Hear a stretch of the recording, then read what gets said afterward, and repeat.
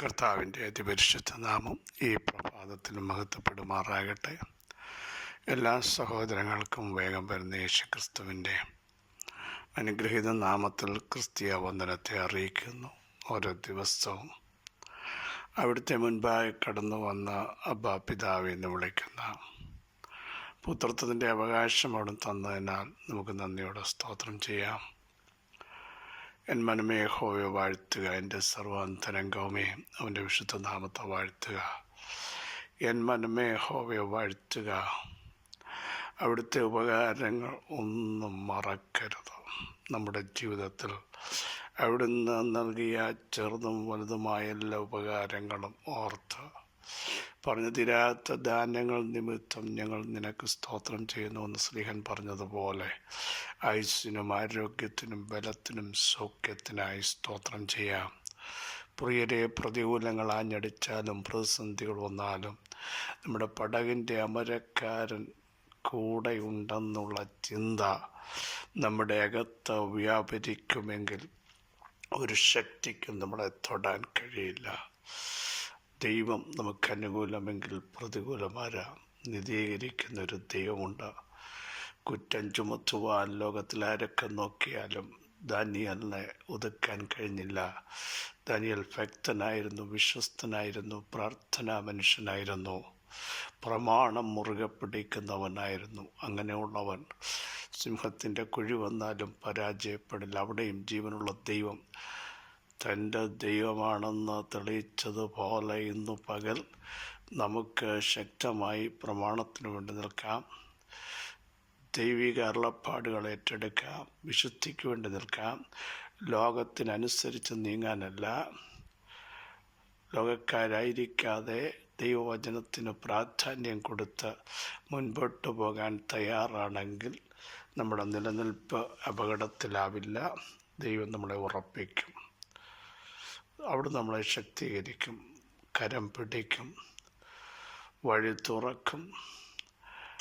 ദൈവത്തിൻ്റെ കരുണയുടെ കരം എത്ര ശ്രേഷ്ഠമാണെന്നറിയാമോ? ആരും അടയ്ക്കാതെ വണ്ണം തുറക്കുന്നൊരു ദൈവം നമ്മുടെ കൂടെയുണ്ട്. എന്നുവെച്ചാൽ ദൈവം തുറന്നു കഴിഞ്ഞാൽ തുറന്നതാണ്, പിന്നെ ടെൻഷനാവണ്ട.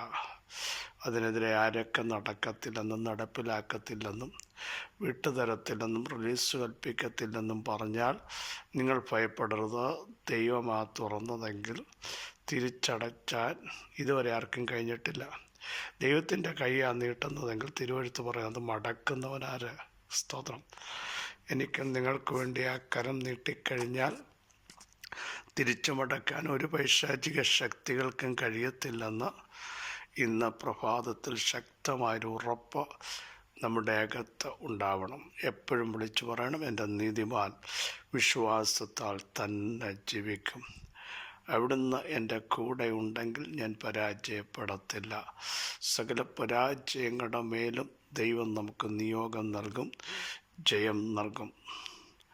ധൈര്യത്തോടെ കൃപാസനത്തിൻ്റെ അടുക്കലേക്ക് അടുത്തിയെന്ന നിയമങ്ങൾ നിങ്ങൾക്കെതിരാവാം, അധികാരങ്ങളെതിരാവാം, കൂടിയാലോചനകൾ ശക്തമാവാം. കാര്യം പറഞ്ഞവർ ഉറപ്പിക്കട്ടെ, പക്ഷേ വചനം പറയുന്നത് സാധ്യമാകത്തില്ല, നിഷ്ഫലമായി തീരും. ദൈവം നിങ്ങളോട് കൂടെയുണ്ട്. ധൈര്യത്തോട് പറ, ദൈവം എന്നോട് കൂടെയുണ്ട്, എൻ്റെ കുടുംബത്തോട് കൂടെയുണ്ട്. ഏതൊക്കെ പദ്ധതികൾ അണിയറയിൽ ആസൂത്രണം ചെയ്താലും, ഞങ്ങൾക്ക് വിരോധമായി ഏതൊക്കെ ആയുധങ്ങൾ ഉണ്ടാക്കിയാലും ഇനി ഉണ്ടാക്കാൻ പോകുന്നതാകട്ടെ, അത് നമ്മോട് അടുത്ത് വരികയില്ല, നമുക്കെതിരെ ഫലിക്കുകയില്ല. കാരണം ഞാൻ തുടക്കത്തിൽ പറഞ്ഞതുപോലെ വിശ്വസ്തയോടെ നിൽക്കൂ, പ്രാർത്ഥനയോടെ മൂവ് ചെയ്യൂ.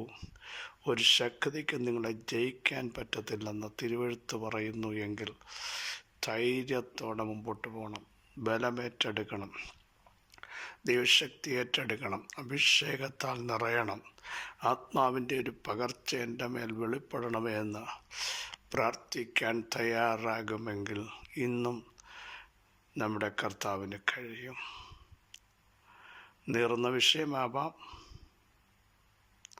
സഹായത്തിന് ആർക്കും വരാൻ പറ്റാത്ത ഇടമാകാം, നല്ല വാക്കെങ്ങൊന്നും കേൾക്കുന്നതെല്ലാം നിരാശയുണ്ടാക്കുന്ന ശബ്ദമാണ്. പക്ഷേ ദൈവശബ്ദം, ഞാൻ നിന്നോട് കൂടെയുണ്ട്, ഞാൻ നിന്നെ സഹായിക്കും, ഞാൻ നിന്നെ ശക്തീകരിക്കും, ഞാൻ നിൻ്റെ വലം കൈക്ക് പിടിച്ചിട്ടുണ്ട്. ഈ ഒരു ശബ്ദം ഇന്ന് മുഴങ്ങുമെങ്കിൽ പിന്നെന്തിനാണ് നമ്മൾ നിരാശപ്പെടുന്നത്? നമ്മുടെ അകത്ത് ആ ദൈവിക വിശ്വാസം കുറയുന്നത് കൊണ്ടല്ലേ നിരാശ വരുന്നത്. നമ്മുടെ ദൈവം ജീവിപ്പിക്കുന്ന ദൈവമാണെന്നും വിളിച്ചു വരുത്തുന്ന ദൈവമാണെന്നും വിശ്വസ്തനായ ദൈവമാണെന്നും വചനം പഠിപ്പിക്കുന്നെങ്കിൽ ദൈവത്തിന് സ്തോത്രം ചെയ്യണം. 104 സങ്കീർത്തനം 33 വാക്യം, എൻ്റെ ആയുഷ്കാലത്തൊക്കെയും ഞാൻ യഹോവയ്ക്ക് പാടും, ഞാൻ ഉള്ളിടത്തോളം എൻ്റെ ദൈവത്തിന് കീർത്തനം പാടും. ഇത് സ്തുതിഗീതമാണ്. എൻ മനമേ യഹോവയെ വാഴ്ത്തുക, കാരണം യഹോവയായ ദൈവം ഏറ്റവും വലിയവൻ എന്നല്ല, ഏറ്റവും വലിയവൻ, മഹത്വമുള്ളവൻ, തേജസ് ധരിച്ചവൻ, പ്രകാശത്തെ ധരിക്കുന്നവൻ, ആകാശത്തെ വിരിക്കുന്നവൻ, മേഘങ്ങളെ തേരാക്കി കാറ്റിൻ്റെ ചിറന്മേൽ സഞ്ചരിച്ച് കാറ്റുകളെ ദൂതന്മാർ അഗ്നിജാലയെ ശുശ്രൂഷകന്മാരുമാക്കുന്ന ദൈവം, ഭൂമിയെ അതൊരിക്കലും ഇളകിപ്പോകാതെ വണ്ണം അടിസ്ഥാനത്തിന്മേൽ സ്ഥാപിച്ച ദൈവം. കേട്ടോ, നമ്മുടെ ദൈവം സ്ഥാപിച്ചാൽ ഒരിക്കലും ഇളകിപ്പോകുകയില്ല. പിന്നീട് നമുക്കറിയാം, തൃക്കൈ തുറക്കുന്ന ഒരു ദൈവം. എന്നിട്ടാണ് ഭൂമിയെ നോക്കുന്നു, അത് വിറയ്ക്കും. ദൈവം നോക്കിയാൽ എത്ര ശക്തമെന്ന് തോന്നുന്നതും വിറയ്ക്കും, എത്ര കഴിവുണ്ടെന്ന് തോന്നുന്നവരും ചലിക്കും. സ്തോത്രം. നിങ്ങൾക്കെതിരെ ഏതൊക്കെ യുദ്ധങ്ങൾ വന്നാലും അത് യേശില്ല, കാരണം ദൈവം ഒന്ന് നോക്കിയാൽ മതി. കേട്ടോ, ആ നോട്ടം എവിടൊക്കെ പതിഞ്ഞോ. പ്രഭാതയാമത്തിൽ മിസ്രയീം സൈന്യത്തെ ഒന്ന് നോക്കി, രഥചക്രങ്ങളെ ഓട്ടങ്ങൾ പ്രയാസമായി, ചലിക്കാൻ കഴിഞ്ഞില്ല. ദൈവം നോക്കിയാൽ എത്ര ശക്തമായ സൈന്യമുണ്ടെങ്കിലും കുതിരപ്പടയുണ്ടെങ്കിലും നടക്കത്തില്ല. എന്നിട്ടാണ് പറയുന്നത്, ദൈവം നൽകിയ വിടുതലുകൾ, ദൈവം ചിലതിനെ തൊട്ടപ്പോൾ, ദൈവത്തിൻ്റെ കരത്തിൻ്റെ വല്ലഭത്വം കണ്ടപ്പോൾ, ദൈവിക പദ്ധതികളുടെ ആഴങ്ങൾ മനസ്സിലാക്കിയപ്പോൾ, ഇങ്ങനെ പ്രവർത്തിക്കുന്ന ദൈവമേ, ഇങ്ങനെ വിടുവിക്കുന്ന ദൈവമേ, എൻഡിൽ നിന്ന് മറ്റേ എൻഡിലേക്ക് എത്തിക്കാൻ കഴിവുള്ള ദൈവമേ, അങ്ങയുടെ മുൻപാകെ ഞങ്ങൾ എന്നും നന്ദി പറയാനുണ്ടാകും. പ്രിയ സഹോദരങ്ങളെ, പ്രതികൂലങ്ങൾ നമുക്ക് വരാഞ്ഞിട്ടല്ല. ദാവീദിന് ഒത്തിരി പ്രതിസന്ധി വന്നില്ലേ? കരയാൻ ബലമില്ലാതായ സമയങ്ങൾ, അകത്ത് നിന്ന് തനിക്കെതിരെ വന്ന ആക്രമണങ്ങൾ, ദുർവ്യാധി പിടിച്ചെന്ന് പറഞ്ഞ സമയങ്ങൾ, വിശ്വസിച്ചവർ പോലും ദാവീദിനെതിരെ കല്ലുമായി നിന്നപ്പോൾ ദാവീദ് പറയുകയാണ്, അവിടെയും എന്നെ തള്ളിക്കളയാത്തൊരു ദൈവമുണ്ട്, അവിടെയും എന്നെ ചേർത്ത് പിടിച്ചൊരു ദൈവമുണ്ട്, അവിടെയും എന്നെ ശക്തീകരിച്ചൊരു ദൈവമുണ്ട്, നീതി നടത്തിയൊരു ദൈവമുണ്ട്, എനിക്ക് വഴി കാണിച്ചു തന്ന ദൈവമുണ്ട്, വഴി പറഞ്ഞ ദൈവമുണ്ട്. എല്ലാവരും മറന്നപ്പോഴും മാറിയപ്പോഴും ഉപേക്ഷിച്ചപ്പോഴും എന്നെ ചേർത്ത് പിടിച്ച ദൈവം. 27 സങ്കീർത്തനം. എൻ്റെ ഗതികളെ മാറ്റിയൊരു ദൈവം. സ്തോത്രം. ആ ദൈവത്തെ മറക്കാൻ എനിക്ക് പറ്റില്ല. ആ ദൈവത്തിൻ്റെ മുമ്പാകെ സ്തുതിക്കാതിരിക്കാൻ പറ്റില്ല. ആ ദൈവത്തെ ആരാധിക്കാതിരിക്കാൻ പറ്റില്ല. അതുകൊണ്ടാണ് തൻ്റെ സ്റ്റാറ്റസ് നോക്കാതെ പഞ്ഞി നൂലങ്കി ധരിച്ച് താഴ്മയോടെ ദൈവത്തിൻ്റെ പെട്ടകം കണ്ടപ്പോൾ അതിൻ്റെ മുമ്പിൽ നൃത്തം ചെയ്ത്, രാജാവാണ് പക്ഷേ സ്റ്റാറ്റസ് അല്ല വലുത്, ആക്കിയ ദൈവമാണ് വലുത്, അവിടേക്ക് കൊണ്ടുവന്ന ദൈവത്തിൻ്റെ ശക്തിയാണ് വലുത് എന്ന് മനസ്സിലാക്കി ആത്മാവിൽ താൻ ദൈവത്തെ സ്തുതിക്കുക. പ്രിയരെ, ഈ സ്ഥാനങ്ങളും മാനങ്ങളും പദവികളും ഇതൊക്കെ ആരോഗ്യമൊക്കെ തന്ന ദൈവത്തിന് സ്തോത്രം ചെയ്യണം. കഴിവല്ല കേട്ടോ, മിടുക്കല്ല, എക്സ്പീരിയൻസ് അല്ല, ആരോഗ്യത്തിൻ്റെ കൂടുതൽ കൊണ്ടല്ല, കൃപ കൃപ കൃപ എന്ന് പറഞ്ഞു ദൈവത്തിന് മഹത്വം കൊടുക്കാൻ തയ്യാറാവണം. ഇനി ശ്രദ്ധിക്കൂ, നമ്മുടെ കുറിവാക്യം അതാണ് അവിടെ പറയുന്നത്. എൻ്റെ ആയുഷ്കാലത്തൊക്കെ ഒക്കെയും ഞാൻ യഹോവയ്ക്ക് പാടും. എത്ര ആയുസ് കർത്താവ് എനിക്ക് തന്ന മൗനമായിരിക്കാനല്ല, ദൈവത്തിന് പാടാൻ, ദൈവത്തെ സ്തുതിക്കാൻ, ദൈവത്തെ ആരാധിക്കാനാണ് ദൈവം എനിക്ക് ആയുസ് നൽകിയത്. ഞാനുള്ളിടത്തോളം എൻ്റെ ദൈവത്തിന് പാട്ട് പാടും. ദൈവത്തിന് പുതിയ പാട്ട് പാടണം. അവൻ എൻ്റെ വായിൽ പുതിയൊരു പാട്ട് തന്നു, എൻ്റെ ഗമനത്തെ സ്ഥിരമാക്കി. ഹല്ലേലൂയ! എത്ര പേർക്ക് പാട്ട് പാടാൻ കഴിയും? നന്ദിയോടെ സ്തോത്രം ചെയ്യാൻ കഴിയും? പ്രിയരെ, ആവർത്തിച്ച് പറയുന്നു, നമ്മുടെ മിടുക്ക് കൊണ്ടല്ല വന്നത്, ദൈവം കൊണ്ടുവന്നതാ. നടന്നു വന്നതല്ല, ദൈവം നടത്തിയതാ. നടക്കാൻ ബലമില്ലാത്തപ്പോൾ അവിടുന്ന് കരങ്ങളിലെടുത്തതാ. നിങ്ങളെ നിർത്തിയത് ദൈവത്തിൻ്റെ കൃപയാ. പാടണം, ദൈവത്തെ സ്തുതിക്കണം, ദൈവത്തിന് കൊടുക്കേണ്ട ബഹുമാനം കൊടുക്കണം, ദൈവത്തിന് നന്ദി പറയണം, ദൈവം ഭാഗം മുട്ടുമടക്കണം.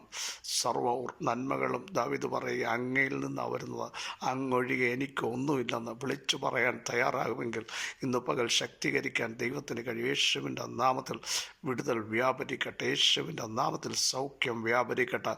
യേശുവിൻ്റെ നാമത്തിൽ പിതാവേ, ജനം ആത്മശക്തിയിലേക്ക് കുതിക്കട്ടെ. ഇന്നലകളിൽ അവരെ നടത്തിയ ദൈവത്തിൻ്റെ മുമ്പാകെ ആയുഷ്കാലത്ത് കീർത്തനം ചെയ്യാൻ, പാട്ടുപാടാൻ, ആത്മാവിൽ ആരാധിക്കാൻ ദൈവമിടയാക്കണമേ.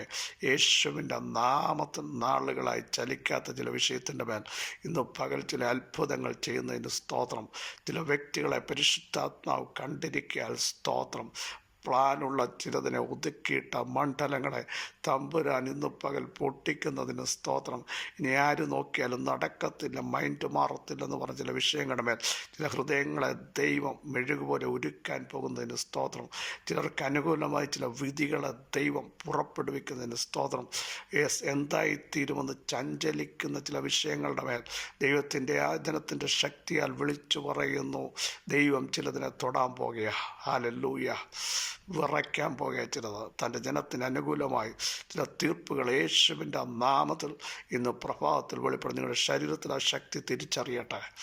അടിപ്പിണൻ്റെ ശക്തി പിതാവേ, ഞങ്ങളുടെ പ്രിയപ്പെട്ടവരുടെ മേൽ യേശുവിൻ്റെ നാമത്തിൽ വ്യാപരിക്കാൻ പ്രാർത്ഥിക്കുന്നു. അങ്ങ് സൗഖ്യമാക്കുന്ന ദൈവമാണ്, അങ്ങ് വിടുവിക്കുന്ന ദൈവമാണ്, അങ്ങ് ശക്തീകരിക്കുന്ന ദൈവമാണ്, അങ്ങ് സാന്ത്വനിപ്പിക്കുന്ന ദൈവമാണ്, കണ്ണുനീര് തുടയ്ക്കുന്ന ദൈവമാണ്, കരത്തിൽ ഞങ്ങൾ എടുക്കുന്ന ദൈവം. യേശുവിൻ്റെ നാമത്തിൽ അസാധ്യങ്ങൾ സാധ്യമാകുന്നതിന് സ്തോത്രം.